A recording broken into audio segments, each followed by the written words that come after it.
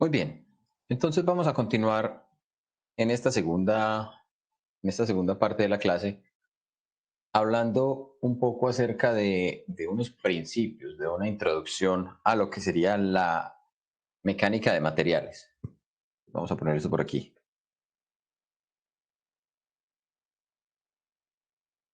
Esto que estamos viendo acá es parte del texto que ustedes encuentran en su material bibliográfico del libro de Hibeler,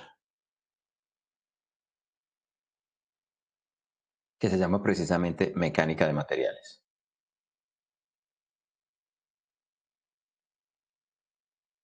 La idea con esta parte entonces es que hagamos una descripción un poco, un poco de en qué consiste la mecánica de materiales, cuáles son los principios en los que se fundamenta, con el fin de que después de que entendamos un poquito cómo nos ayuda la mecánica de materiales a entender el comportamiento de esos materiales, cómo podemos hacer una selección adecuada de materiales en el caso que nos atañe, que es precisamente el diseño mecánico.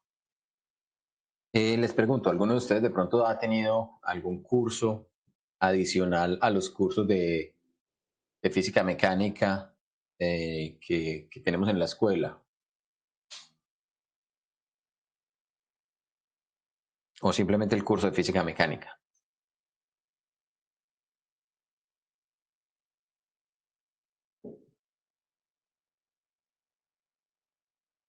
Pues Juan, que Sí, hayamos visto hasta la fecha, pues no.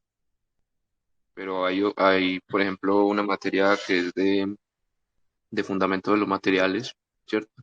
No sé si alguno ya la haya visto. bien, listo. Ciencia de los materiales da algo de los principios, pero realmente lo que este tema en particular, a lo que hace referencia es también a cómo se comportan las estructuras. Entonces les preguntaba porque algunos de ustedes, pues no necesariamente en este curso, pero en cursos anteriores, han tenido la posibilidad de haber visto los cursos de estática y dinámica que tienen o que ven los compañeros de ingeniería mecánica. Y son cursos que nos van a dar una visión adicional a lo que podemos lograr solo con el curso de física mecánica como tal. ¿La idea es cuál?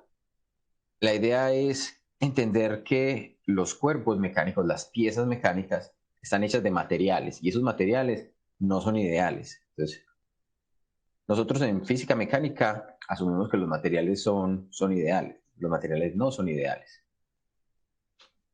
se deforman.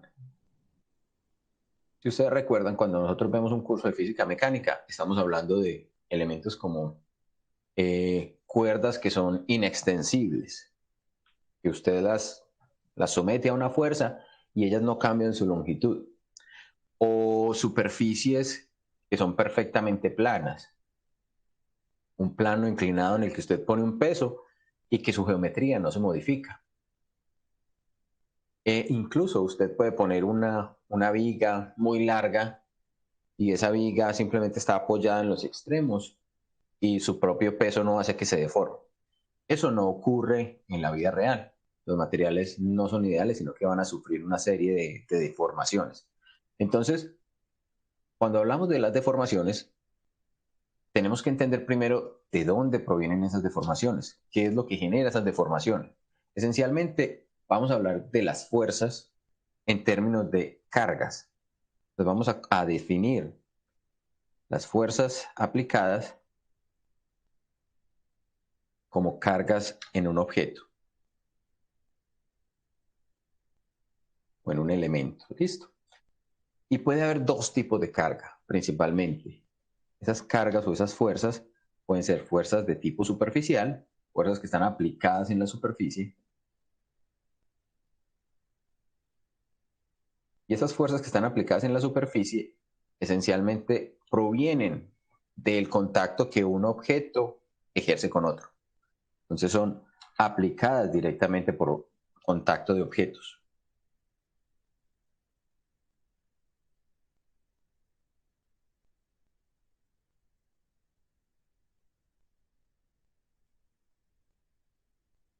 siempre que tenemos contacto de un objeto con otro, vamos a tener un área de contacto. Entonces, involucrado o aplicado con esto, vamos a tener un área de contacto. ¿Qué es lo que nos vamos a encontrar entonces? Que en muchas ocasiones, cuando el área de contacto es pequeña, podemos hacer ciertas suposiciones. Podemos asumir que la fuerza no está aplicada sobre un área, sino que está aplicada en un punto. Entonces, cuando el área es pequeña, entonces podríamos decir que el área está aplicada de manera puntual o que el área podría estar aplicada de manera lineal. Piensen, por ejemplo, si yo estoy aplicando, o si yo, por ejemplo, tuviera una bicicleta, la rueda de la bicicleta.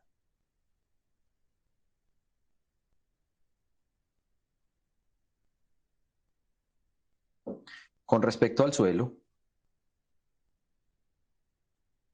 que yo tuviera esa geometría de la rueda de la bicicleta y el suelo, miren que la región de contacto no va a ser un punto, sino que va a ser una región que posiblemente, dependiendo de la geometría, vamos a pintarla como si esta fuera la rueda de la bicicleta vista en un corte. Como vemos que por acá viene el rin de la bicicleta.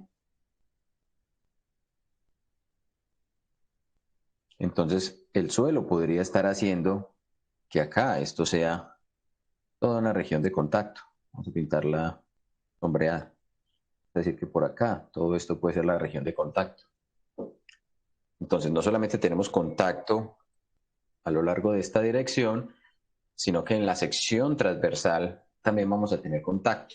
Entonces, esa área realmente que vamos a tener allí de material que se está deformando, ambos materiales se van a estar deformando, pero que posiblemente a un nivel de magnitud diferente por la naturaleza misma del material del cual está hecho, por ejemplo, la rueda de la bicicleta, me permitirían entonces decir que allí, esa fuerza que estoy aplicando, pues, esencialmente ya sabemos que no va a ser no va a estar aplicada en un punto. Pero bajo condiciones prácticas, si el tamaño del área de contacto es pequeña, entonces yo puedo decir, es que esta fuerza está concentrada en ese punto. Entonces hablaríamos de una fuerza puntual. ¿Esa fuerza de dónde proviene? Proviene del contacto del piso con la rueda. Entonces, ¿eso qué me implicaría? Que yo estoy aislando la rueda completamente. Si estoy analizando el piso, pues nuevamente tendría el piso y la fuerza que voy a considerar es la fuerza en la dirección opuesta. Eso ya lo conocemos y lo hemos hecho cuando hacemos los diagramas de cuerpo libre en física mecánica. Pues yo podría considerar esa situación. Pero también podríamos considerar, por ejemplo, que esa línea o que esa región de área ya no es una región o no se puede concentrar en un punto, sino que, por ejemplo, yo podría definir que esa carga o que esa fuerza es realmente aplicada a lo largo de una línea. Supongamos que ahora no puedo decir que está completamente concentrada en un punto, sino que está aplicada a lo largo de esa línea que me indica en qué región está el contacto entre la rueda y el piso. Y entonces esto va a tener, por ejemplo, una función donde en ciertas partes la fuerza que está distribuida puede ser más grande que en otras. Y entonces, cuando tenemos esa situación, estamos hablando de cargas que están distribuidas. Sería una carga o fuerza distribuida. Cuando tenemos cargas o fuerzas distribuidas, por lo general podemos reemplazar esas cargas por una carga equivalente. Vamos a pintar la carga equivalente de otro color. Esa carga equivalente podría ser una fuerza que va a pasar o con la condición de que está aplicada a través de un punto especial. Ese punto especial no es otro que el centroide de esa área, centroide del área. ¿De cuál de las áreas? No del área de contacto, sino de el área que me está formando esa fuerza distribuida, a esta área que está en esta configuración. Vamos entendiendo más o menos qué es lo que podríamos tener, las situaciones a las que nos podríamos enfrentar.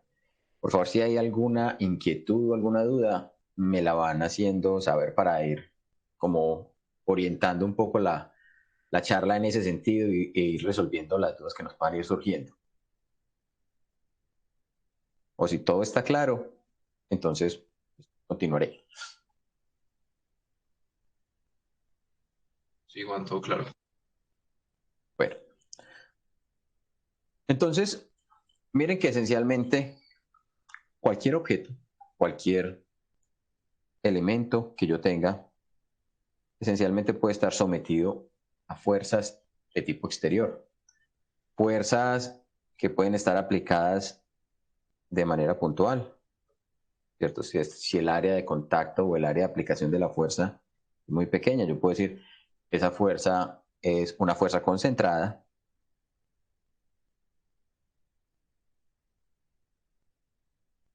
Si la fuerza está distribuida a lo largo de una región que es muy estrecha, y puedo decir, es que en esta línea yo tengo una fuerza que está aplicada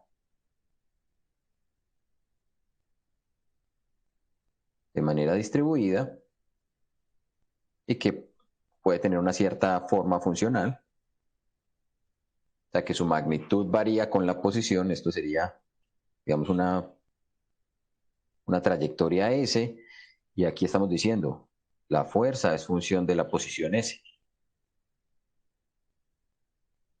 Entonces podríamos tener esa situación donde esta trayectoria me indique cómo sea la magnitud de la fuerza. Y lo que les mencionaba, yo puedo reemplazar entonces esa fuerza por una fuerza equivalente. Eso sería una fuerza entonces, F, resultante de una fuerza distribuida. Una fuerza distribuida de forma lineal o linealmente.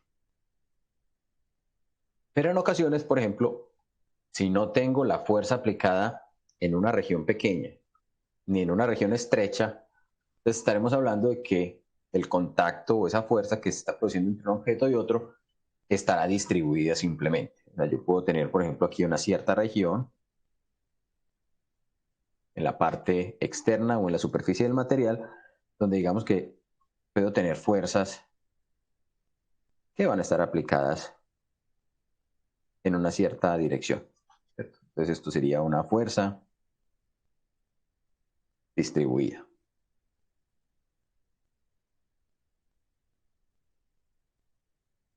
Entonces esas son fuerzas de tipo externo, fuerzas aplicadas en la superficie, puntuales, lineales o distribuidas.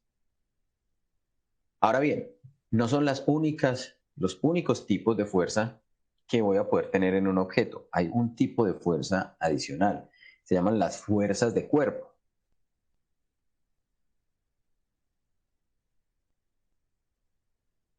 Las fuerzas de superficie que mencioné anteriormente tienen la característica de que únicamente se aplican por fuera del objeto. Las fuerzas de cuerpo son fuerzas que se aplican a todas las partículas de las cuales está conformado un objeto. Piensen, por ejemplo, la fuerza de la gravedad. El peso afecta a todas y cada una de las partículas de las cuales un objeto está hecho. ¿Qué ocurre con el peso? El peso lo reemplazamos por una fuerza equivalente. Y decimos, es que por allá en el interior del material hay una región a la que llamaremos ¿cómo? Esta región recibe un nombre y es donde aplicamos el peso, Es el centro de masa, Juan. el centro de masa.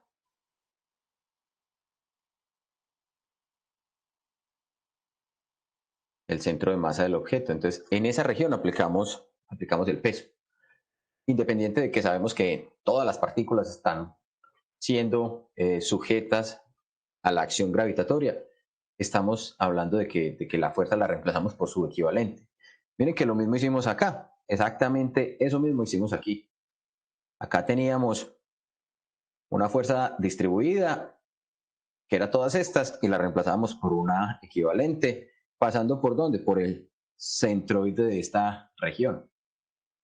Acá, esta también la podríamos haber reemplazado por una fuerza resultante. ¿Sí? Teniendo en cuenta qué, teniendo en cuenta cómo es la forma funcional de, no sé, digamos, del el sólido de distribución de fuerzas que yo tenga en esa región. Pero entonces miren que a diferencia de las fuerzas de superficie, donde tengo que tener contacto de un objeto con otro, las fuerzas de cuerpo no necesitan el contacto entre cuerpos, no necesitan contacto directo.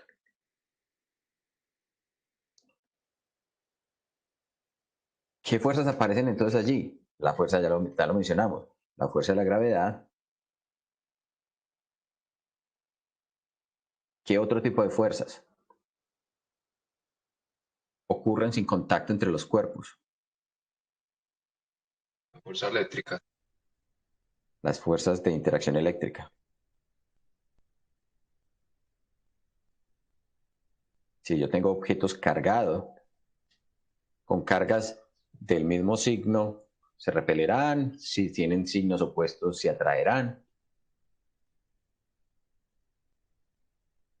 Si están neutramente cargados, pues es como si no pasara nada. Las fuerzas debido al magnetismo.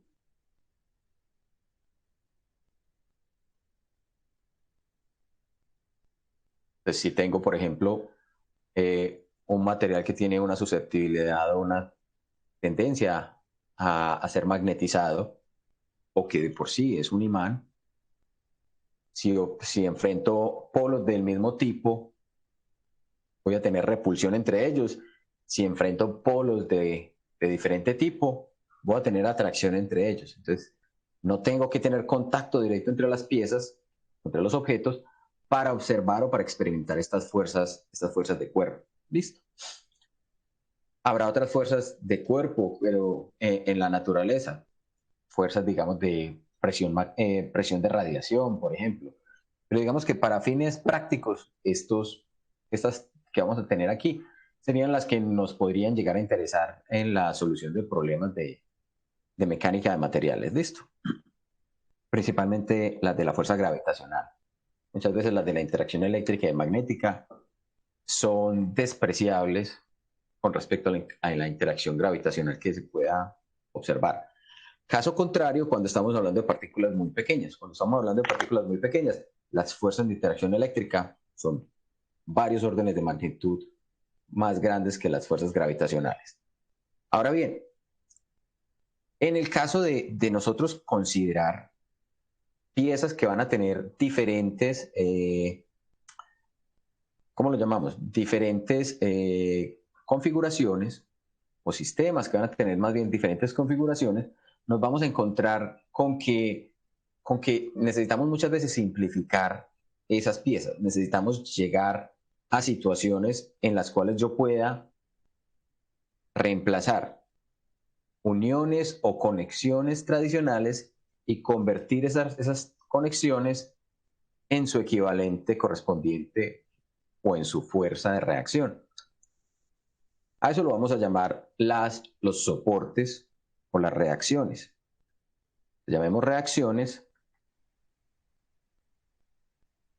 a la fuerza que ocurre cuando tenemos dos elementos en contacto.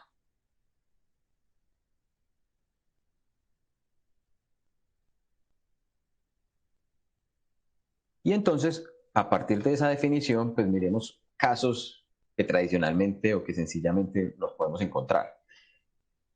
Por ejemplo, si yo acá tengo una pared, pegada a esa pared tengo un cable,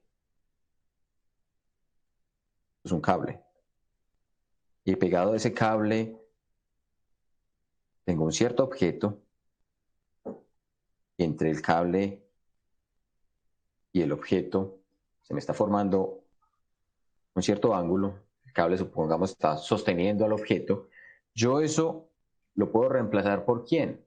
Puedo eliminar completamente el cable, es una cosa que por ejemplo hacíamos en los problemas de física mecánica cuando hacíamos los diagramas de cuerpo libre y simplemente reemplazábamos las cuerdas.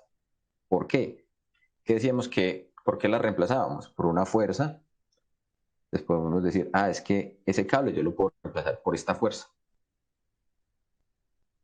Esa fuerza, también a este mismo ángulo, recibirá el nombre de reacción.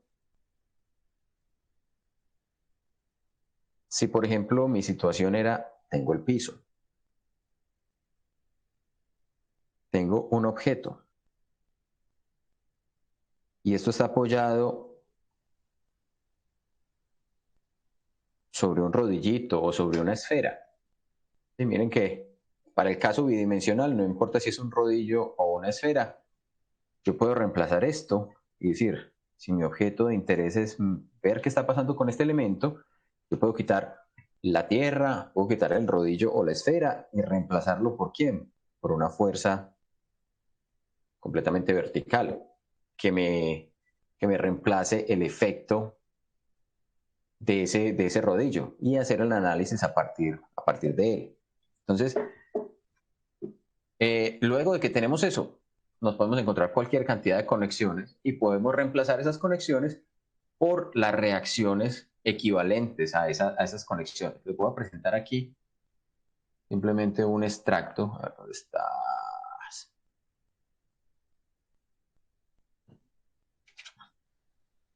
Este. Esto es simplemente tomado del libro, simplemente la copia del libro de Hibeler, que incluso ustedes tienen allí. Observen que aquí lo que estoy diciendo no es otra cosa que yo puedo tener entonces ese cable y reemplazarlo por su reacción correspondiente, el rodillo, la situación donde pueda tener un soporte liso. Si ese soporte es liso, sabemos que la única fuerza que se va a generar allí entre el apoyo o en el apoyo van a ser las fuerzas normales, no tendríamos fuerzas de fricción. Caso contrario, si esto fuera un soporte donde estamos considerando la fuerza de fricción, la rugosidad, entonces la reacción tendría una componente normal y una componente debida a la fricción. En el caso en que tenemos pasadores, un pasador cilíndrico, por ejemplo, yo puedo remover todo este elemento de aquí y reemplazarlo por dos fuerzas que sean mutuamente ortogonales. ¿Por qué lo hacemos de esa manera?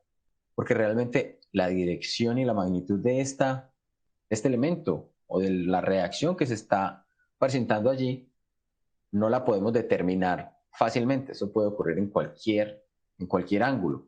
Entonces, al reemplazarlo por sus dos componentes, podemos resolver sistemas de ecuaciones que nos permitan encontrar cuál va a ser, cuál va a ser esa dirección. Igualmente pasaría si tenemos pasadores internos, también los reemplazamos por dos incógnitas. Y por último, podemos tener la situación en donde tenemos soportes completamente fijos y los soportes completamente fijos me producen reacciones en dirección X, Y, o sea, fuerzas planares, pero también me producen esto adicional. De eso vamos a hablar en un momento. Me producen momentos.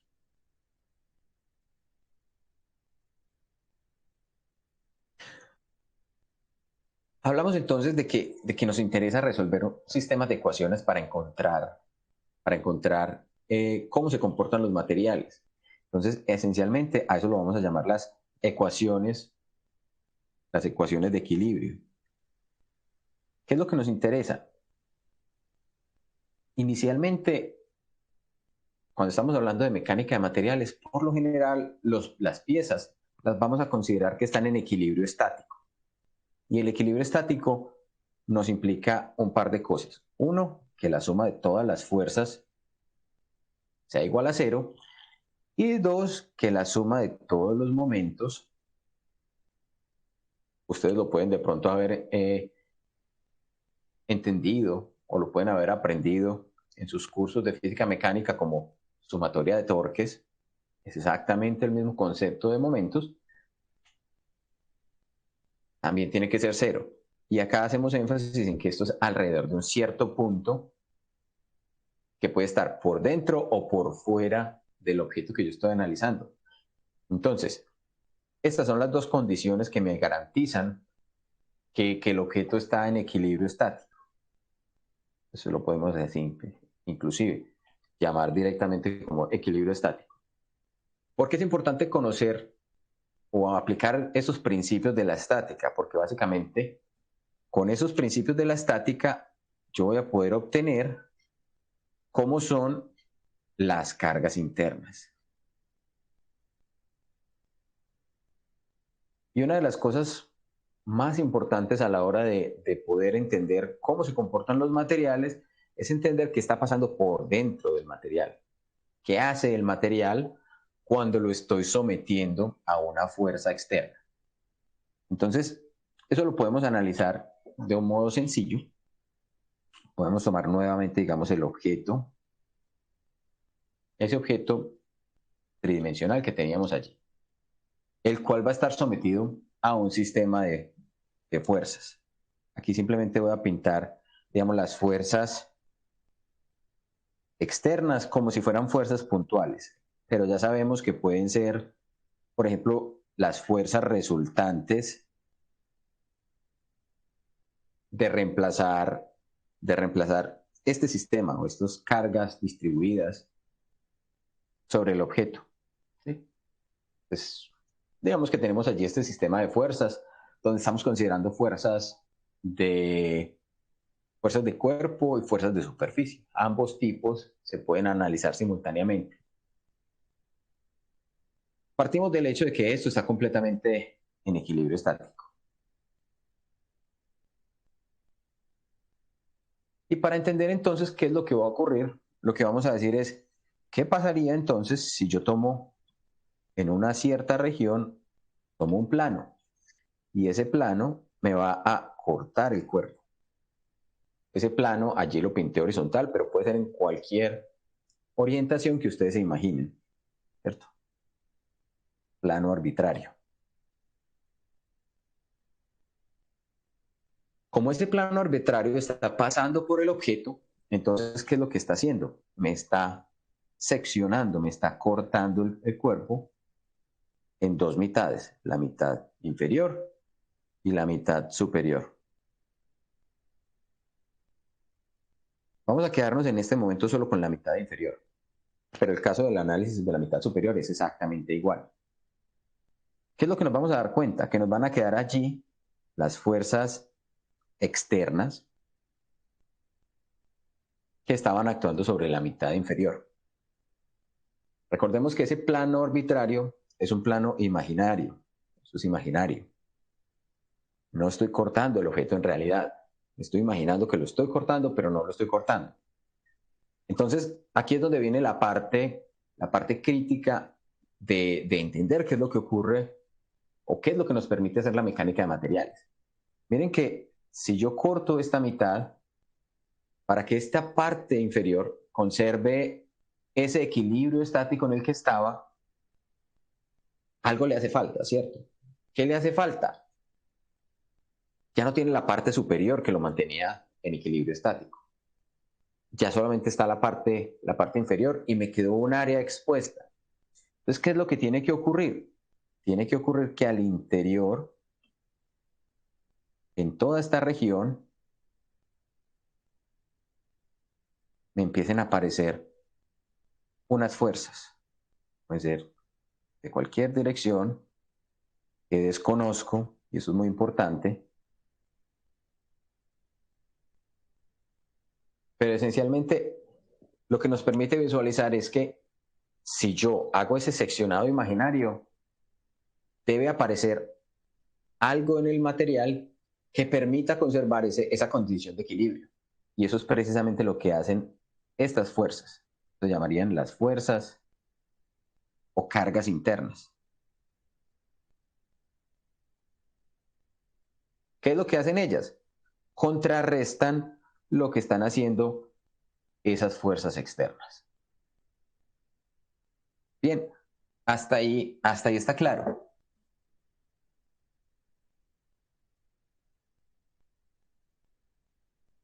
Sí, Juan. ¿Qué pasó con la mitad superior? Bueno, la mitad superior, así como cuando dijimos, es que si yo hago el sistema entre la rueda y el suelo, estoy poniendo acá esta fuerza y acá tengo la reacción apuntando en la dirección opuesta. Una fuerza de la misma magnitud, misma dirección, pero sentido invertido. ¿Sí? Recuerden que las fuerzas son magnitudes, cantidades vectoriales, que era lo que teníamos aquí originalmente. Por acá tenía F4, por acá tenía F3. Pues entonces, si acá me apareció esta fuerza que apunta hacia acá, por acá me tiene que aparecer la fuerza que se opone a ella. Esta fuerza venía apuntando en esta dirección, por acá me tiene que aparecer, metémosla así como inclinada, la fuerza que se opone. Por acá, esta fuerza va inclinada, por acá tiene que aparecer una fuerza inclinada. Por acá esta chiquitica va apuntando hacia arriba, pues tiene que aparecer una chiquitica apuntando hacia abajo. Y así, de tal manera que el conjunto de fuerzas o de cargas internas se repita, se reproduzca.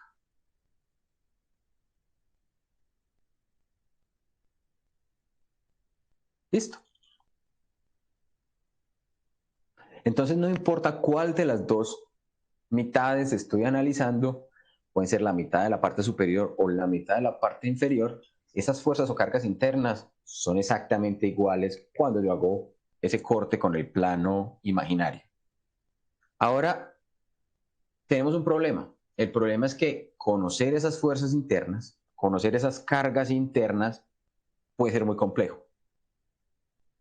Realmente es esencialmente imposible determinar en cada punto cómo son la dirección, magnitud y sentido de cada una de ellas.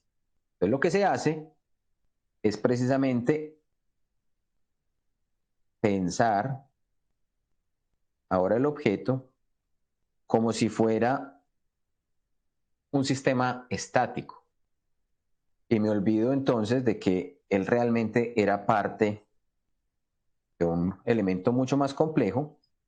Entonces lo que digo es, si solamente tuviera esas dos fuerzas actuando en la parte exterior, F1 y F2, sobre esa superficie, ahí sí pongo la restricción, digo, sobre esta superficie voy a buscar un punto particular, digamos el punto O, en el cual yo pueda encontrar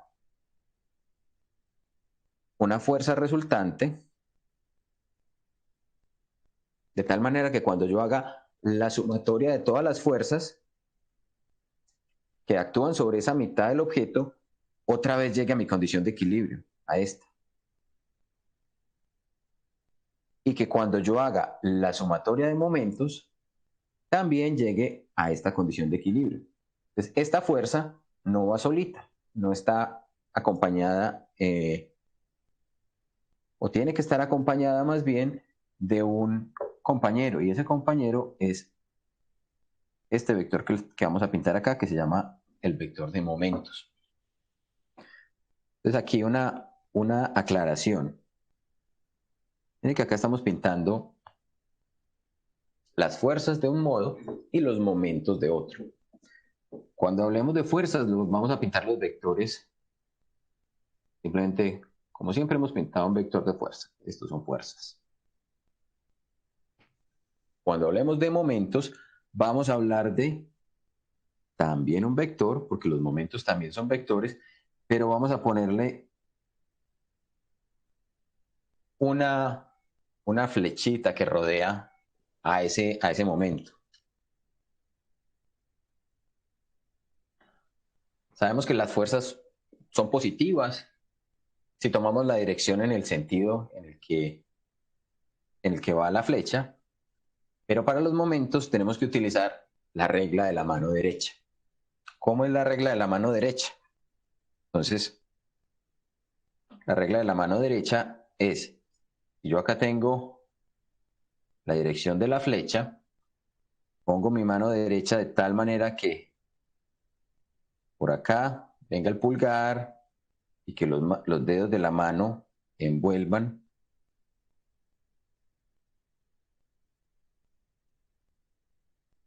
a esa flecha. Vamos a pintar eso un poquito mejor. Vamos a pintarlo como si fuera por acá. ¿Sí? Entonces esta es la mano derecha.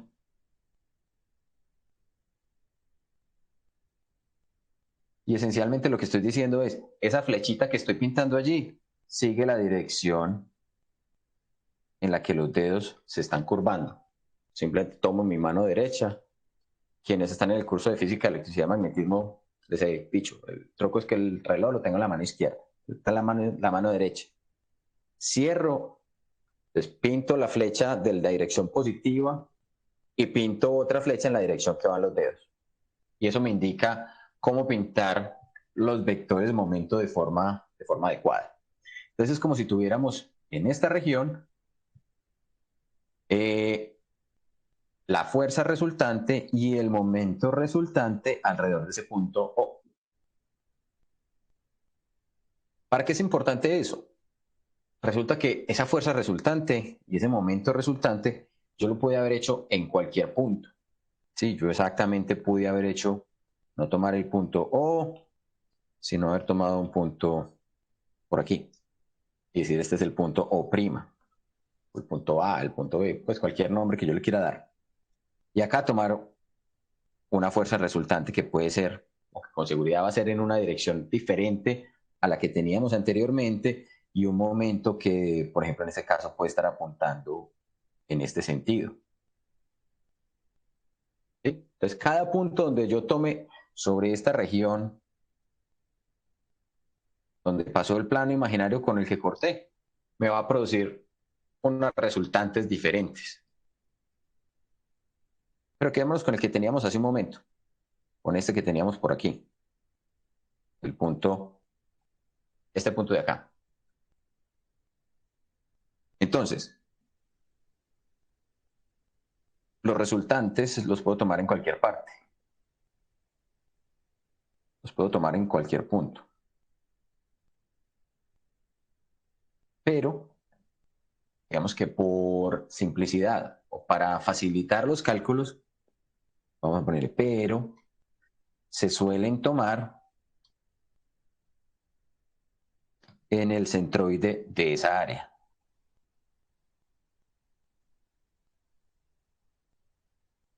Entonces yo llego y digo, es que esta es el área donde estoy haciendo ese análisis, busco el centroide y ahí hago el cálculo de la fuerza resultante y de los momentos resultantes con rotación alrededor de ese punto. ¿Para qué me interesa calcular eso? ¿O por qué quiero hacer ese análisis? Vamos a tomar esta imagen. La voy a duplicar y la voy a hacer un poquito más grande por aquí. Para mostrarles cuál es la finalidad última de hacer esto. Esencialmente, yo que conozco de mi área, dependiendo de cómo haya tomado yo el plano por el que hice el corte, puedo determinar la dirección normal al área. ¿Cierto? Estamos considerando que corté en un plano, entonces yo puedo decir, es que esto tiene una dirección. Vamos a ponerlo en línea punteada. Una dirección que es perpendicular y una dirección que es paralela al plano. Entonces, ese vector de fuerza resultante, yo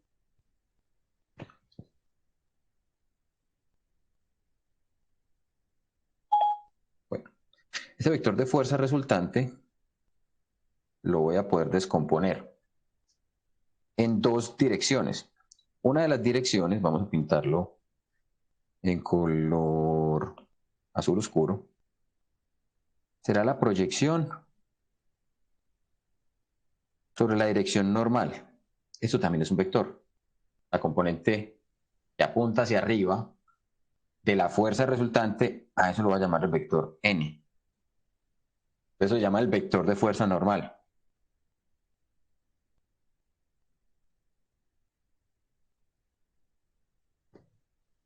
Su nombre es claramente entendible si asumimos y asimilamos que realmente está apuntando en la dirección normal a la superficie por donde es el corte. ¿Cuál sería el otro vector que podemos obtener a partir de ese vector de fuerza? Pues un segundo vector, si no estamos considerando un sistema X, Y, Z a partir de ese punto, sino simplemente dos direcciones perpendiculares, la normal y la dirección paralela al plano. Acá me va a aparecer otro vector. A ese vector lo vamos a llamar el vector V. Y el vector V se conoce como el vector de fuerza cortante o fuerza tangente. Ya tenemos que esa fuerza normal la descomponemos en una dirección perpendicular y una dirección paralela al plano. Lo mismo podemos hacer con el vector de momento. Recuerden que el momento también es un vector. Yo puedo decir, es que ese vector de momento lo puedo descomponer. Vamos a descomponerlo por aquí. Es decir, es que el momento lo voy a descomponer en una componente que apunta en esta dirección, en la dirección normal, pero recuerden que como es el momento, entonces le voy a poner la flechita que me indica que es un vector momento. Y ese vector momento se llama el vector t. Y el vector t recibe un nombre de momento de torsión.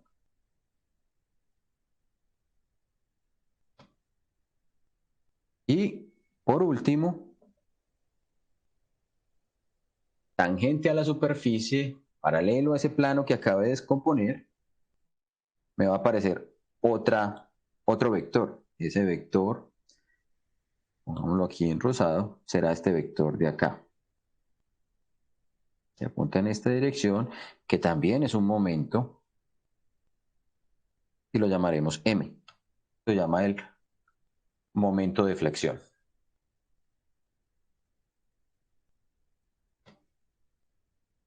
¿Qué característica tienen esas cuatro entidades que acabamos de encontrar allí? Que no son fuerzas que son externas, sino que son fuerzas internas al material. Entonces, eso son esencialmente las reacciones internas.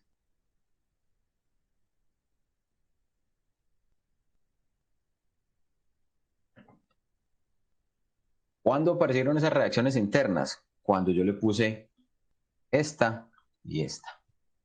Si esas dos no existen, esos cuatro componentes que tenemos allí completamente desaparecen. ¿Listo? En ocasiones podemos tener situaciones donde las fuerzas externas que están actuando ocurren de manera coplanar, es decir, están aplicadas sobre el mismo plano. Esta situación en la que teníamos acá, cada una de estas fuerzas yo la podía haber descompuesto en sus componentes, si fueran por ejemplo componentes cartesianas, una componente en X, una componente en Y, una componente en Z. Lo mismo esta, una componente en Z, una componente en Y una componente en X. Pero si tenemos situaciones donde las fuerzas actúan sobre el mismo plano, entonces los problemas se pueden simplificar y convertirse, pasar de un problema tridimensional a un problema bidimensional. ¿Cómo sería eso? Eso me permitiría a mí dibujar mi objeto, digamos un objeto que tenga una geometría cualquiera. Si esas fuerzas actúan sobre el mismo plano, yo podría tener, por ejemplo, una fuerza F1, una fuerza F2, una fuerza F3, una fuerza F4, que estuvieran equilibrando al objeto, y cuando yo tome el plano con el que estoy haciendo el corte y digo, es que lo voy a cortar por acá, ¿sí? Miren que el plano ya no lo estaría viendo como un plano, sino como una línea de corte, y voy a analizar bien sea el lado izquierdo o el lado derecho, cualquiera de los dos. Entonces yo diría, es que ahora tengo este objeto de aquí, solamente me quedaron la fuerza 1 y la fuerza 2, entonces me deben aparecer justamente en esta superficie que fue la que obtuve por el corte imaginario de mi plano, me tendrían que aparecer las reacciones internas. Esas reacciones internas, ¿cómo deberían ser? Voy a tener una fuerza normal a la superficie, voy a tener una fuerza cortante paralela a la superficie y ahora solamente voy a tener uno de los momentos. ¿Cuál? El momento M. Solamente voy a tener este de acá. Y de hecho, el momento M lo voy a ver como si lo estuviera viendo perpendicular a la pantalla, perpendicular a la hoja. ¿Por qué razón? Acá no vamos a tener T, no hay T, porque T implicaría que tengo alguna de las fuerzas externas tratando de hacer que este elemento rote hacia adelante o hacia atrás, ¿cierto? Que haga esa rotación. Entonces tendría que, ahí es donde aparece la presencia de T. Pero si no tengo esa situación, si no tengo ninguna fuerza que me haga rotar el objeto alrededor del eje normal, entonces no tendría por qué tener un momento de torsión, una reacción interna del material para oponerse a esa torsión. Entonces no hay T, porque no hay fuerzas, por no haber fuerzas entrando o saliendo del plano.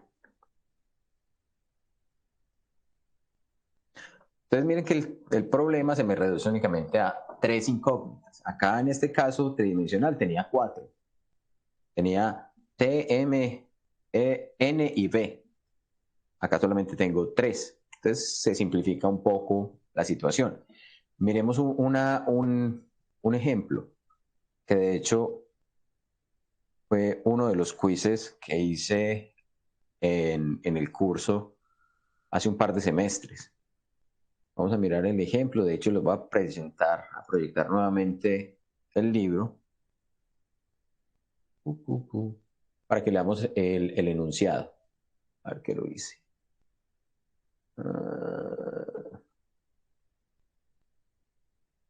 ¿Dónde estás?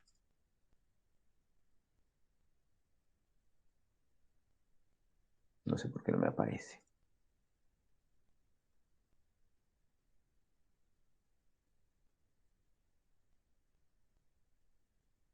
Allá, ahora sí me aparece.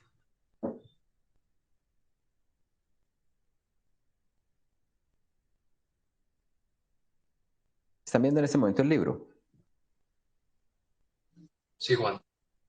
Ok, listo. Entonces, espérenme, yo llego hasta los ejercicios, los problemas que están por aquí. Este que tiene un engranaje. Entonces, miren lo que dice el problema. Dice, la fuerza F, voy a ir copiando los datos relevantes por acá en el tablerito. La fuerza F de 80 libras, recuerden que si estamos hablando de fuerza, son libras fuerzas, actúa sobre el diente del engranaje o del engranio. Determine las cargas internas resultantes sobre la raíz del diente, es decir, en el centroide A de la sección AA. Y nos dan entonces la geometría, nos dan la orientación o el ángulo al cual esa fuerza F está actuando, nos indican la orientación de la sección del diente. Ya con esos datos, uno puede hacer un esquemita sencillo de qué es lo que está pasando allí. Volvamos acá. Entonces recuerden, tenemos esa fuerza de 80 libras fuerza y lo que vamos a tener allí es ese diente. Aquí vienen los demás dientes, pero digamos que nos vamos a concentrar únicamente en ese. Por acá nos dicen que este plano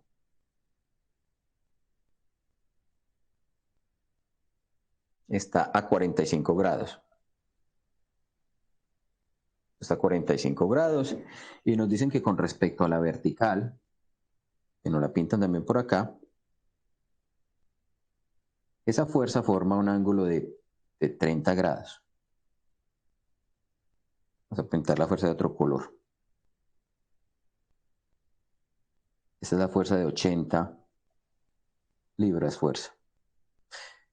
¿Qué me están diciendo? Vea, usted tiene esta sección transversal de aquí y nos interesa conocer en el centroide. El centroide será entonces la posición central de eso. Si nosotros recordamos, esos engranes, esos engranajes, sus dientes, por lo general, eran simplemente extrusiones de este perfil que teníamos allí.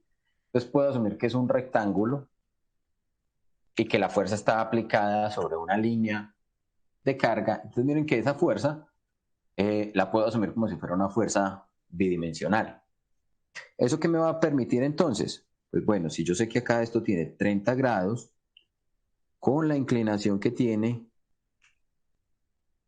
el diente, acá vamos a tener 15 grados. ¿Sí? La geometría del problema además me está indicando que entre este punto A y el punto donde está aplicada la fuerza, tengo una distancia que equivale a 0.16 pulgadas. Vamos a poner esto en pulgadas. Vamos a escribir las unidades así, 0.16 pulgadas. Le voy a poner el 0 solo para poder tener control y que de pronto ese puntico no se me vaya a perder en el momento en el cual esté haciendo las ecuaciones. Pero ya sabemos que en un plano representaríamos únicamente como el punto, sin el cero antes del punto. Y la altura, por acá me dicen que esto mide desde acá hasta acá, 0.23 también pulgadas. Listo. ¿Qué es lo que me tengo que entonces? Imagina que esencialmente cuando yo aplique esa fuerza, al momento de aislar ese diente,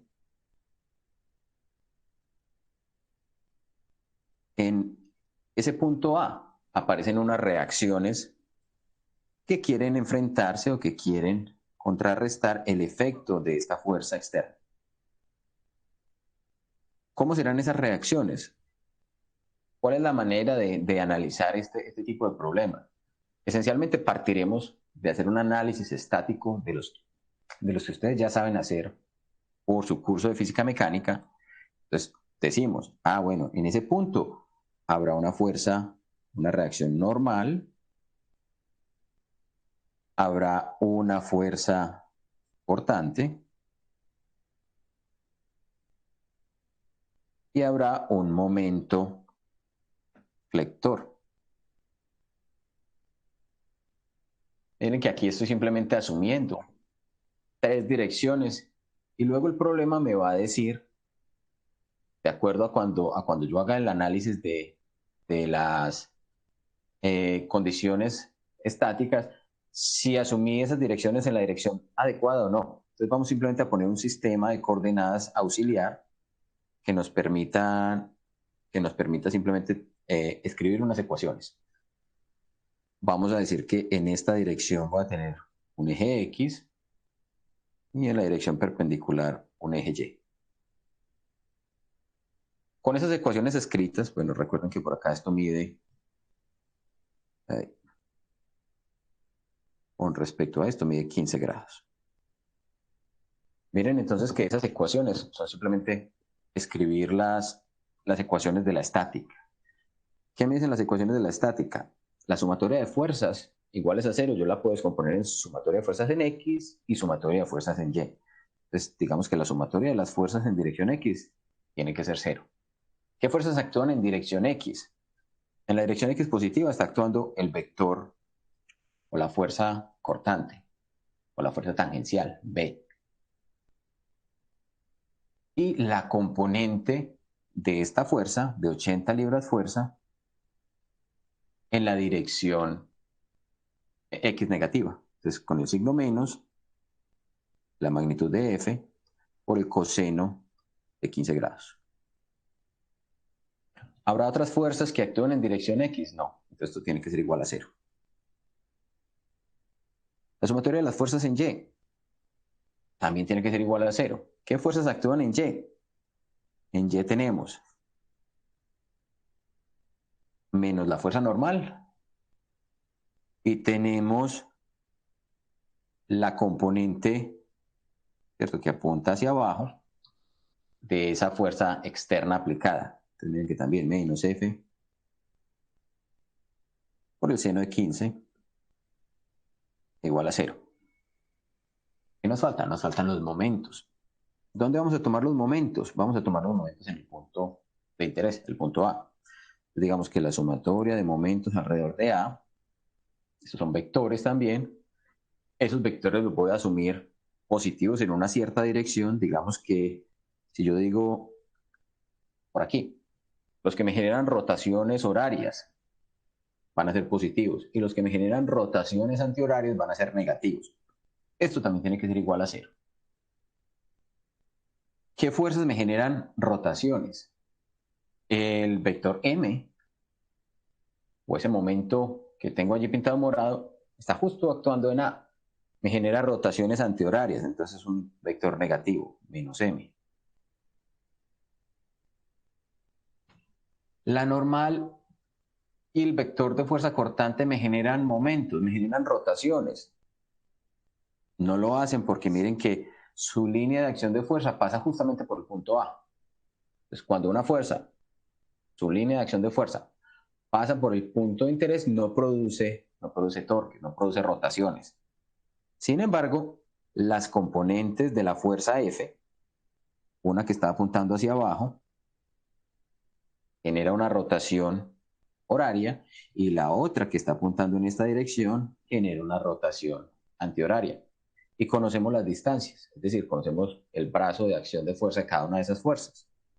Entonces, arranquemos con la que me genera rotación antihoraria, menos F por el coseno de 15 grados y multiplicado por esta distancia. Esta distancia dijimos que era 0.23, pues por 0.23 pulgadas. Y el otro, la otra fuerza, me genera una rotación horaria, es decir, una rotación positiva. Es más la magnitud de F por el seno de 15 grados y por la distancia, y esa distancia es de 0.16 pulgadas, 0.16 pulgadas. Esta ecuación a la que acabamos de llegar, que la voy a copiar un poquito. Esta también la voy a correr un poquito. Eso tiene que ser igual a 0. Sencillo, entonces ya simplemente necesitamos encontrar los valores de la fuerza tangencial, la fuerza normal, a partir de las ecuaciones que tenemos aquí arriba y encontrar la magnitud de ese momento. Miren que el problema pues no es un problema complicado, ¿cierto? Simplemente empezar a resolver esas ecuaciones. Desde la primera ecuación simplemente obtenemos que B es ¿quién? La magnitud de F por el coseno de 15 grados. F es 80 libras fuerzas multiplicado por el coseno de 15 grados. Eso nos da exactamente 77,3 libras fuerza. Como es un vector, entonces tenemos que considerar esa dirección. ¿En qué dirección? En la dirección Y. Es decir, que allí está la dirección adecuada de cómo la asumimos. Es decir, este tiene la dirección correcta. No tenemos problema con ese. De la segunda ecuación, entonces esto es una parte de la respuesta. De la segunda ecuación, ¿qué nos encontramos? Que n es igual a F. Así despejamos, nos damos cuenta que acá me aparece un signo negativo menos n por el seno de 15 grados. Y esto es igual a ¿quién? A menos 80 libras fuerza por el seno de 15. Y esto es igual a 20, a menos 20,7 libras fuerza. Miren que originalmente yo había asumido que esa fuerza normal tenía una dirección que apuntaba en la dirección del vector menos j. ¿Sí? Entonces esto es como si tuviera el vector unitario menos j. pero menos con menos se me cancela y de allí me aparece que la fuerza normal es entonces 20,7 libras fuerza en la dirección del vector unitario J. El mismo análisis me permitió determinar que realmente la reacción es apuntando en la dirección opuesta, en el sentido opuesto. Listo. Y por último, de la tercera ecuación, me aparecen entonces que las sumas de los momentos tienen que ser cero. Miren que yo puedo entonces despejar M, momentos alrededor de A, ¿cierto? El momento alrededor de A, y decir que esto es menos F coseno de 15 por 0,23 pulgadas más F seno de 15 por 0,16 pulgadas. Cuando reemplazamos los valores, entonces acá tenemos menos 80 libras fuerza coseno de 15 por 0,23 pulgadas más 80 libras fuerza seno de 15 por 0,16 pulgadas. Al reemplazar esos valores, esto me da 15, 17,77 menos 17,77 libras fuerza pulgada. Entonces miren que la manera de representar esas unidades cuando están combinadas es utilizando este guioncito. Libras fuerza pulgada son unidades de momento o de torque. Y vamos a sumarle más 80 por el seno por punto 16 da 3,31. 3,31 libras fuerza pulgada. Claramente esto me va a decir que ese momento es un valor negativo, menos 14,46 libras fuerza pulgada. ¿En qué dirección? Entonces, como me aparece negativo y yo lo asumí como si fuera positivo, miren que yo asumí como si ese vector estuviera apuntando hacia afuera del tablero, lo estuviéramos viendo desde acá, es como si estuviera orientado a lo largo de Z. Entonces esto en la dirección de mi vector K. Pero realmente es esa magnitud apuntando en la dirección de menos K. Entonces esta sería la respuesta de ese vector momento. Y eso nos permite encontrar entonces las tres reacciones, los tres vectores reacción de ese cuerpo. ¿Alguna inquietud con respecto a eso? A ese procedimiento.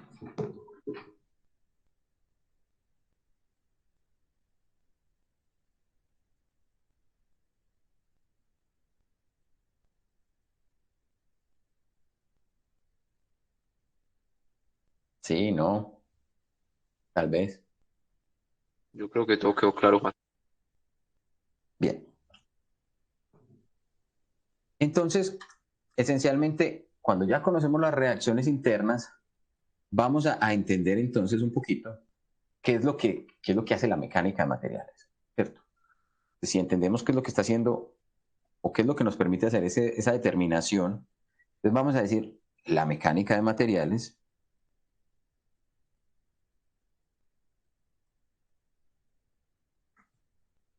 es esencialmente un estudio del comportamiento de los objetos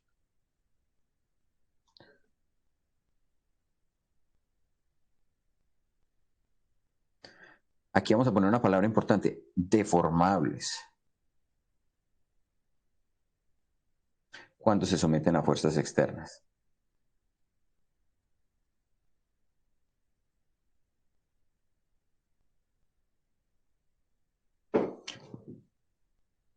Cuando nosotros vemos el curso de física mecánica, todos los cuerpos que vamos a analizar se comportan como si fueran cuerpos rígidos, salvo la excepción de los resortes. ¿Cierto? Cuando hablamos de resortes, miren que una de las características que es importante a la hora de hablar de resortes, es decir, son objetos que tienen una longitud y que bajo una carga se deforman una cierta cantidad, ¿cierto? Se deforman a un tamaño proporcional a la carga, eso es lo que conocíamos como la ley de Hooke. Entonces, en este caso, lo que estamos diciendo es, bueno, ya mencionamos por allá arriba, los cuerpos no son rígidos, los cuerpos se deforman con las cargas. Ya vimos que a partir de un análisis de qué está pasando en la región interna del material, yo puedo determinar cómo son las cargas internas del objeto, ¿cierto? Esencialmente, si yo tenía un objeto cualquiera, yo podía llevarlo a esta representación. Yo podía simplemente seleccionar una región, analizar sobre esa región, ese corte imaginario que realicé de mi pieza y ver cómo las fuerzas externas, esas fuerzas de F1, F2, están generándome esas reacciones internas dentro del material. Hubiéramos obtenido el mismo resultado si hubiéramos tomado la parte de arriba, o sea, con las fuerzas F3, F4, hubiéramos llegado exactamente a las mismas magnitudes de estos vectores, solo que con sentidos opuestos. Sin embargo, la mecánica de materiales tiene una serie de suposiciones también, tiene una serie de características para poder funcionar adecuadamente. Una de ellas es, vamos a poner acá, suposiciones. Es la suposición de la continuidad. Vamos a asumir continuidad. ¿Qué quiere decir eso? Que el material del cual está hecho las piezas no tiene huecos. Eso, si nosotros lo vemos incluso desde el punto de vista de cómo está estructurada la materia, pues ya pierde todo sentido. Si nos vamos al nivel atómico, sabemos que entre el núcleo del átomo y los electrones hay un espacio vacío. Entonces ahí se perdería esa suposición de continuidad. Sin embargo, estos efectos atómicos ocurren a un tamaño, a una escala tan pequeña, o esos vacíos atómicos son tan pequeños comparados con el objeto a una escala macro, que incluso bajo esa suposición de continuidad nosotros vamos a obtener unos resultados consecuentes y adecuados con el comportamiento macroscópico. Entonces esto es comportamiento macroscópico,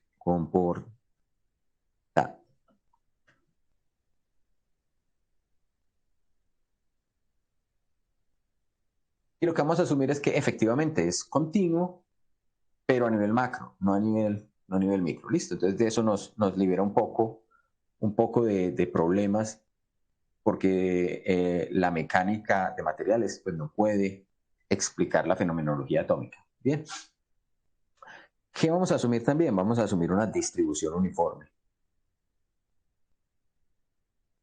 Es decir, que todas las partes del material están fabricadas del mismo tipo de material, ¿sí? Que no hay variaciones locales, digamos, en las propiedades de un punto a otro de la pieza. Vamos a asumir también cohesión. Es decir, que todas las partículas de las cuales está hecha una pieza está conectada con las partículas que la rodean. Entonces es conexión entre las partículas.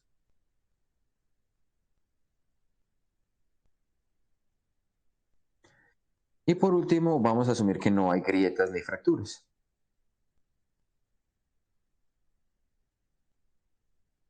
Entonces, bajo esas condiciones, yo puedo hacer una aproximación y decir, bueno, es que esencialmente yo hice todo un análisis para poder obtener estas fuerzas de una región completa. Pero si yo tengo estas condiciones, miren lo que va a pasar. Yo puedo coger esa misma región, puedo analizar esa misma superficie que tenía por acá, esa misma área que obtuve a partir del corte, y puedo partirla.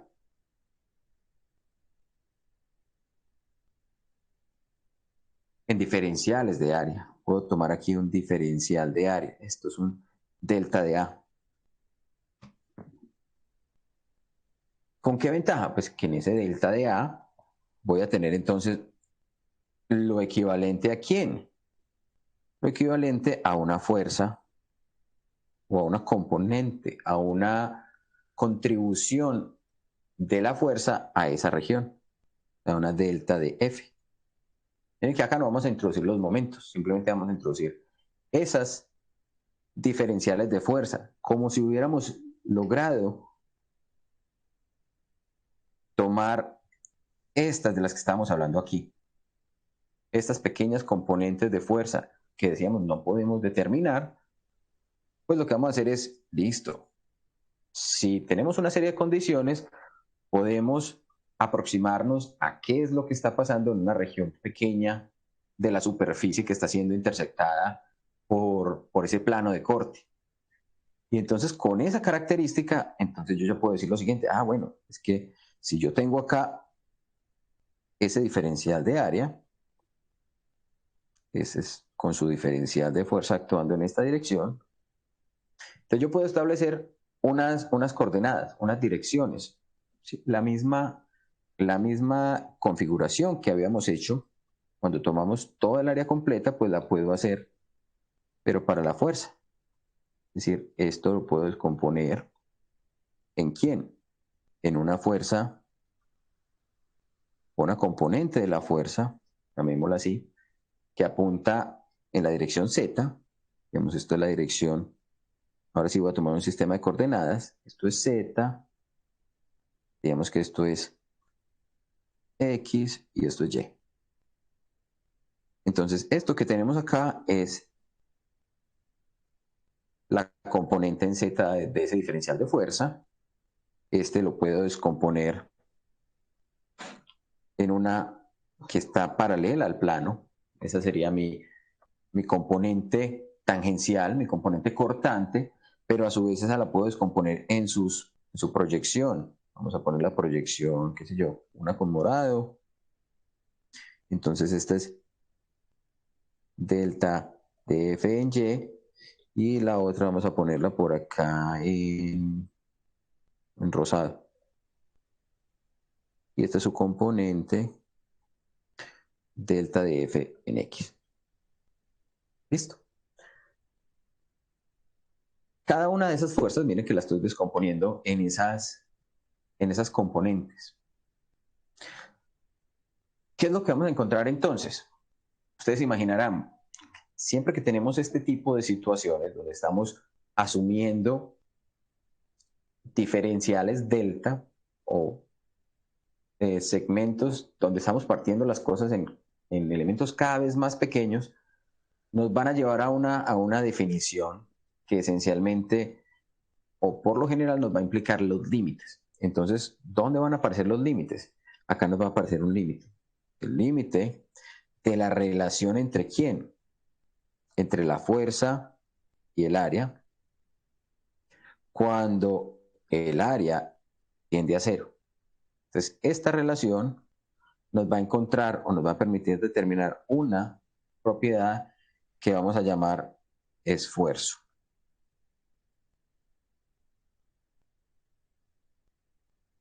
Entonces, miren que esencialmente lo que hicimos fue, conocemos las reacciones internas, pero si yo soy capaz de llevar y determinar exactamente para cada diferencial de área, porque miren que esto es esencialmente lo que estoy haciendo cuando estoy convirtiendo esto tendiendo a cero. Entonces esto se me vuelve un diferencial infinitesimal. La fuerza también se reduce proporcionalmente, pero la relación entre la fuerza y el área, esa relación va a ser definida para cada uno de los puntos de la superficie. Entonces a eso lo voy a llamar el esfuerzo. ¿Para qué me sirve el esfuerzo? Esencialmente el esfuerzo lo que va a hacer es definirme. El esfuerzo lo que hace es una definición de la intensidad. Define la magnitud, intensidad de esas fuerzas internas, de las cargas o fuerzas internas.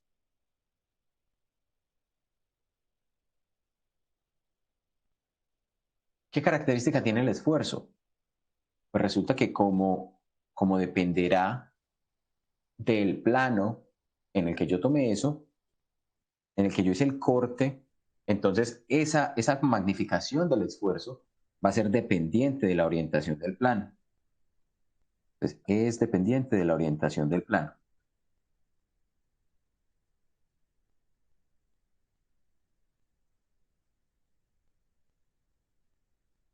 El plano de corte. ¿Cómo así que es dependiente de la orientación del plano de corte? Miren, por ejemplo, esta situación, ¿cierto? Vamos a decir que este es el punto donde yo estoy haciendo el análisis. ¿Qué hubiera pasado, por ejemplo, si yo el plano de corte lo hubiera tomado pasando por aquí? Digamos que este era el cuerpo. Entonces miren que si yo hago ese análisis, mi diferencial hubiera cambiado. Mi diferencial sería, por ejemplo, en esta orientación. Y a la hora de calcular las componentes, por ejemplo, la fuerza del delta F, el delta F no va a cambiar. O sea, este no tiene cambio. Esta del delta F está definido para cada punto. Pero sí va a cambiar la magnitud de sus componentes. Es como si yo hubiera tomado entonces el plano orientado así. Entonces, cuando saco las componentes en X, Y, Z, X y Y, por ejemplo, serían completamente cero. Y Z sería exactamente igual a la máxima. Entonces, por eso es que decimos aquí, esas componentes o esas fuerzas internas es dependiente de esa orientación del plano de corte. Y es muy importante poder determinar cómo tomo los planos de corte para obtener, digamos, los resultados más adecuados. Entonces, supongamos que estamos en el caso general, en el que tenemos una situación donde el delta de fuerza o la contribución a la fuerza interna general tiene esas tres componentes, delta F en X, delta F en Y, delta F en Z. Entonces yo podría definir unos esfuerzos estandarizados. Esos esfuerzos estandarizados son ¿cuáles? Uno que vamos a llamar el esfuerzo normal. Y el esfuerzo normal no es otra cosa que la cuantificación de la fuerza interna que actúa perpendicular al área que estoy analizando. Entonces, cuantifica la fuerza que actúa perpendicular al área de análisis.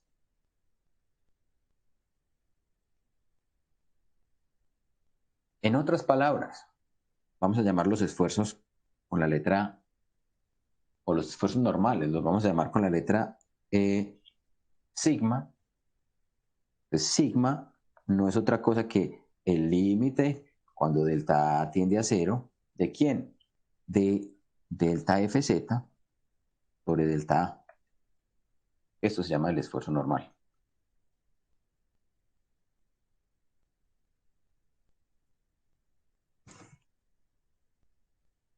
¿Qué pasará entonces?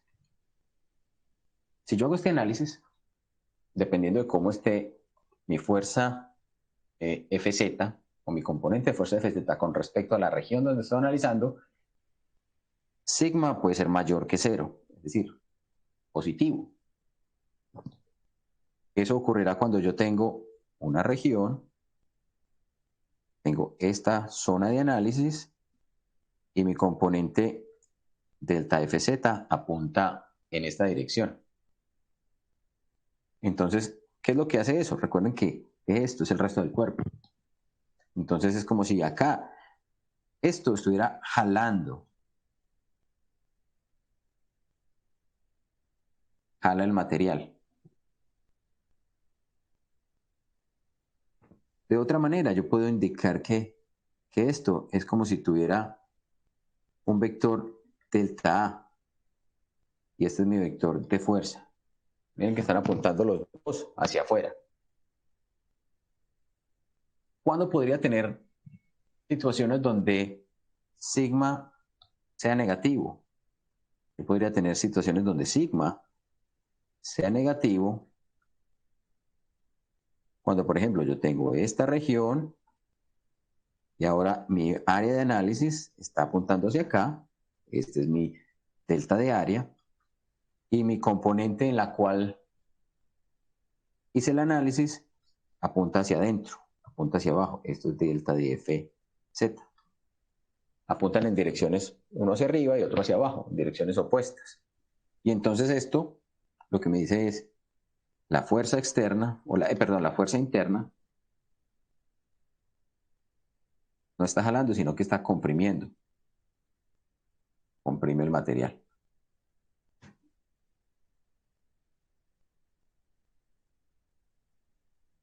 Cada uno de estos tipos de esfuerzos, si son positivos o si son negativos,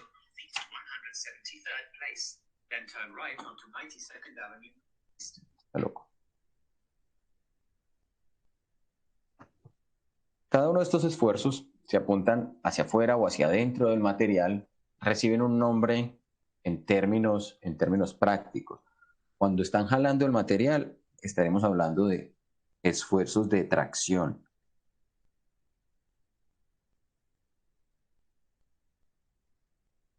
Cuando están aplastando el material, los llamaremos esfuerzos de compresión.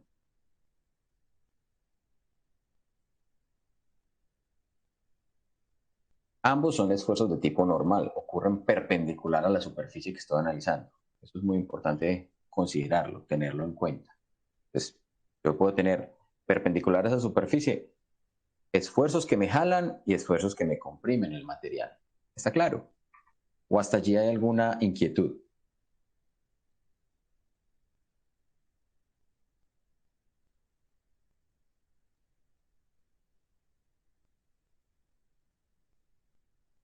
Bueno, Sí, Juan, todo bien.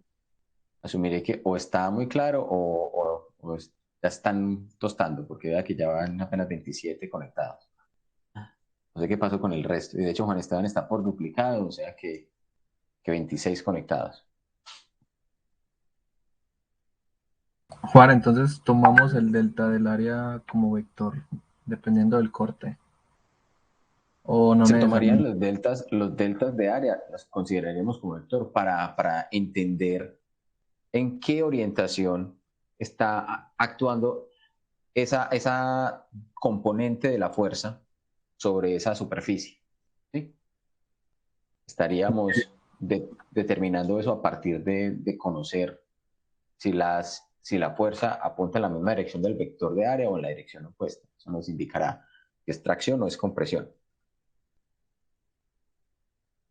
Ah, ok, se hace con respecto al vector de área. Recuerden que una manera de definir el vector de área es para un cuerpo que es sólido, es decir, el vector de área apunta hacia afuera de ese cuerpo sólido. ¿Sí? Si yo tomara un área cualquiera, yo puedo tomar un vector de área hacia adentro o hacia afuera. Pero si el cuerpo es sólido, entonces tiene más sentido decir el vector de área apunta hacia afuera del sólido y ya con respecto a eso ya puedo decir, esto es una compresión o esto es una tracción. ¿Listo? Bien, miren que ahí solamente hablamos de uno de los casos, el de este vector que tenemos acá. Este. Nos queda un vector.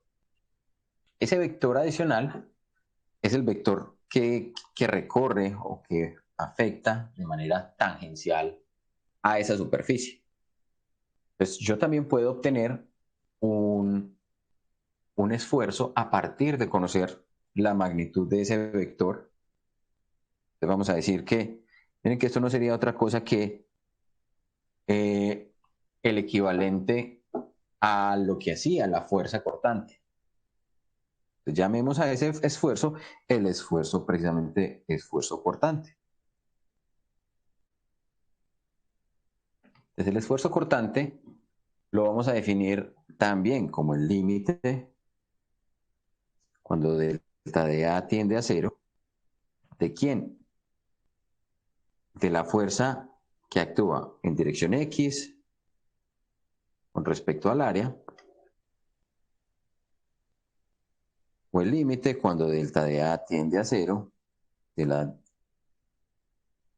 componente de fuerza que apunta en dirección Y en relación con el área. Entonces miren que acá nos aparecen dos direcciones opuestas. ¿Cómo vamos entonces a determinar cuál es esfuerzo cortante o cuál de los dos esfuerzos cortantes necesitamos determinar? Pues bien, si nosotros asumimos que este es mi diferencial de área, esto es mi delta A, miren que yo asumí por allá que esto era la dirección X y que esto es la dirección Y. Y dijimos, es que la fuerza que estaba actuando me generaba un delta de F en X y un delta de F en Y. Pero esas no son otras que las componentes. Tenemos esto derechito. Estas no son otras que las componentes de este vector. Ese vector está en el plano XY. Es el vector de fuerza cortante o el diferencial de la fuerza cortante. Solo que para hacer el análisis es mucho más sencillo si la descompongo en sus componentes XY. Entonces vamos a utilizar una notación. Esa notación la voy a poner por acá. Vamos a decir, esto es tau, esto también es tau. Pero vamos a poner un par de subíndices. Miren que acá dijimos, este de acá. Sencillamente digamos que esto es, como es el vector normal, esto es el vector normal que apunta en la dirección de Z. Y le pongo el subíndice Z en todas partes. Y este esfuerzo cortante vamos a utilizar dos subíndices. Esos dos subíndices van a ser de la siguiente manera. Vamos a decir tau de I y J, donde I hace referencia al plano normal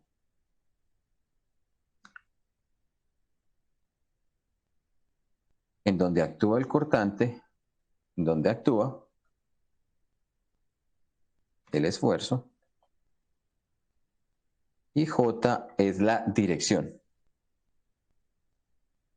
en la que apunta.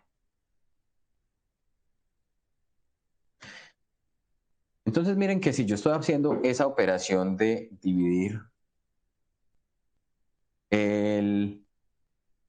la magnitud de la fuerza o de la componente en X por esto que yo podríamos llamar la magnitud del diferencial de área, esto va a ser un vector que va a apuntar en esta dirección.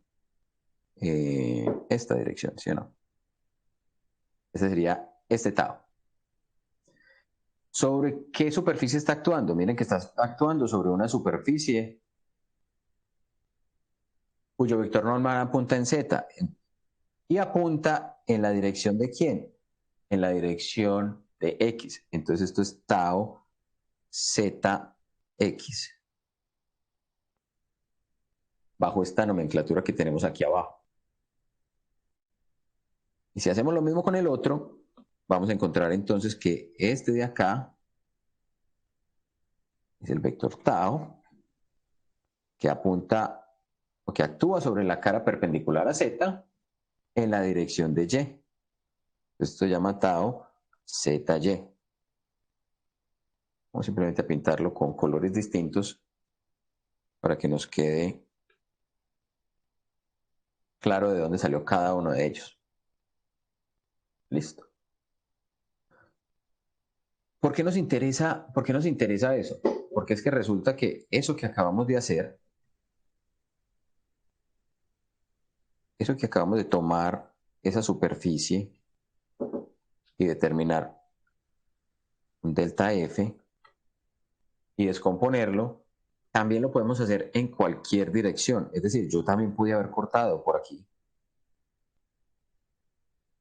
Y entonces eso me generaría una superficie por acá. O también pude haber cortado a través de esta superficie y eso me generaría una superficie por acá. Entonces, esencialmente, a lo que voy a llegar es a una región infinitesimalmente pequeña en el cual yo puedo tomar cualquier objeto y describirlo en términos de pequeños diferenciales volumétricos. Desde acá yo puedo decir, es que esto no es otra cosa que como si fuera un cubito, donde ese cubito en esta dirección mide delta Y, en esta dirección mide delta Z, en esta dirección mide delta X, y que cuando yo reemplazo sobre cada una de las caras de ese cubito, ¿cierto? Ese cubito tiene caras por atrás también, yo puedo encontrar lo que conocemos como el equilibrio de ese elemento. O sea, todos los elementos de los cuales está hecho el objeto los puedo reemplazar, cada punto del objeto lo puedo reemplazar por este cubito, por un cubito ubicado en la posición adecuada. ¿Con qué características? Pues sencillamente que si tomamos la cara superior, apretemos esto un poquito más grande. Si tomamos la cara superior, sobre esa cara superior yo voy a encontrar entonces un esfuerzo normal que apunta en Z. Voy a encontrar un esfuerzo tangencial que apunta que está sobre la cara Z y que apunta en la dirección de X. Voy a encontrar un esfuerzo tangencial que está sobre la cara Z que apunta en la dirección de Y. Con una característica, como estos esfuerzos están orientados o están tomados sobre una de las caras y yo estoy aislando ese cubito, entonces miren que necesariamente para que se conserven las condiciones de equilibrio, en la cara de abajo me tienen que aparecer lo equivalente a las reacciones, ¿cierto? A los opuestos a los que tengo allí. Entonces miren que acá, sobre la cara de abajo, apuntando en esta dirección, puedo tener también sigma Z.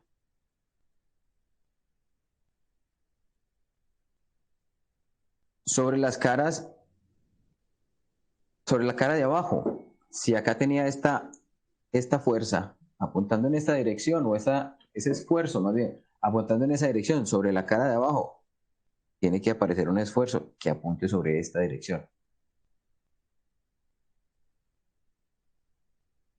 Sobre la cara de abajo me tiene que aparecer entonces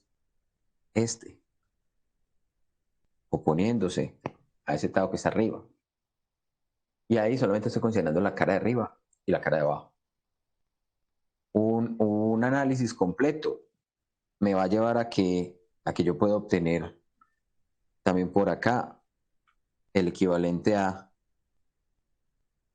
sigmas en la orientación Y, sigma en la orientación de menos Y, un sigma desde esta cara frontal, sigma en la orientación de X, y por allá atrás, un sigma en X. Hola. Entonces los de abajo son tau de Z menos X o cómo es la cosa. Sería tau. También, esto sería tau de menos, perdón, sigma de menos Z. Este sería sigma de menos Z. Este sería tau de menos Z apuntando en la dirección de menos Y. Pero como tiene menos y menos, ¿qué es lo que vamos a encontrar? El tau de, perdón, no de X. El tau de ZY es exactamente igual en magnitud al tau de menos Z menos Y. ¿Sí? Tiene que ser igual en magnitud. Esencialmente, los que están en el lado opuesto tienen las magnitudes exactamente iguales para compensar el equilibrio. Yo siempre tengo que obtener el equilibrio de cada una de las caras. Este objeto volumétrico que tenemos acá está completamente en equilibrio. Entonces, el equilibrio implica que, en que si yo lo estoy jalando por arriba, con un esfuerzo, por abajo también él va a sentir el mismo esfuerzo. Si lo estoy jalando por este lado, En dirección Y, pues en dirección menos Y también va a sentir la misma magnitud de esfuerzo. Lo mismo con X, perdón, con menos X y con X. Este menos X y este X. Sobre estas caras laterales también van a aparecer cortantes. Entonces miren que el efecto de todos los esfuerzos normales y y todos los cortantes es precisamente que para un punto, eso es como si fuera un punto, la suma de todos los esfuerzos tiene que ser cero y la suma de todos los cortantes tiene que ser cero. Que eso es efectivamente lo que está pasando cuando el elemento está en ese equilibrio. ¿Qué les recomiendo de esto que acabamos de ver hasta acá?